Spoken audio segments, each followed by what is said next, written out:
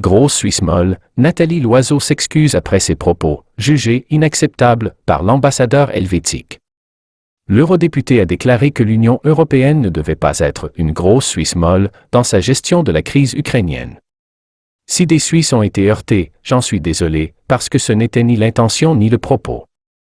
Sur la chaîne de télévision suisse RTS dimanche 6 février, l'eurodéputée française Nathalie Loiseau a présenté ses excuses aux Suisses, après avoir déclaré lors d'une interview que l'Union européenne ne devait pas être une grosse Suisse molle dans sa gestion de la crise ukrainienne.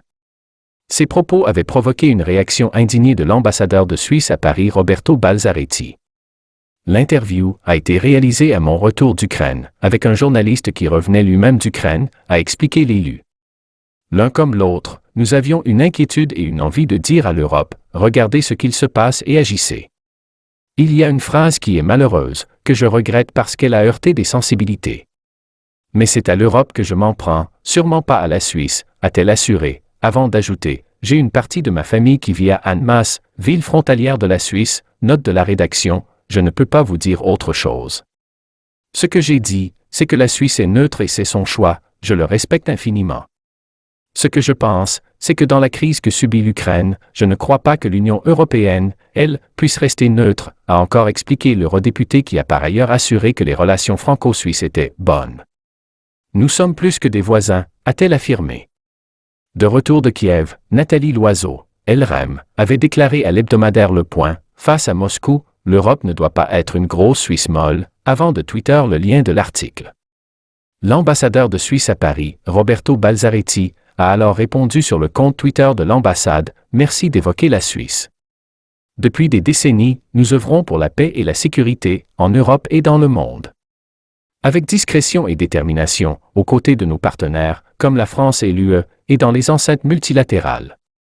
Je suis d'accord sur tout avec Nathalie Loiseau, nous faisons les mêmes choses, aider l'Ukraine, amener les Russes à la table des négociations.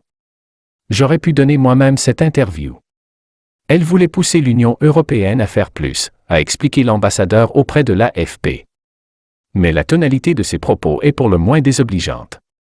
Cette phrase est très gênante. Cela appelait une réaction, a-t-il souligné avant d'ajouter, ces propos sont inacceptables. L'ex-secrétaire d'État aux Affaires européennes a précisé à l'AFP ne pas vouloir gonfler la polémique, revendiquant une réaction équilibrée et affirmant être tout à fait prêt à discuter avec Nathalie Loiseau sur la façon de gérer la crise entre les Occidentaux et la Russie. Sur le fond, il n'y a pas de différence entre la politique française et la politique suisse sur ce sujet, a-t-il ajouté. Samedi, l'eurodéputé a repartagé l'interview sur Twitter en précisant cette fois « Je n'aime pas le titre de cet article. Je ne l'ai bien sûr pas choisi et je le regrette, car il ne rend pas justice à l'essentiel du propos, mon inquiétude sur la situation de l'Ukraine et la nécessité que l'Europe se montre ferme. Et sinon, vive la Suisse.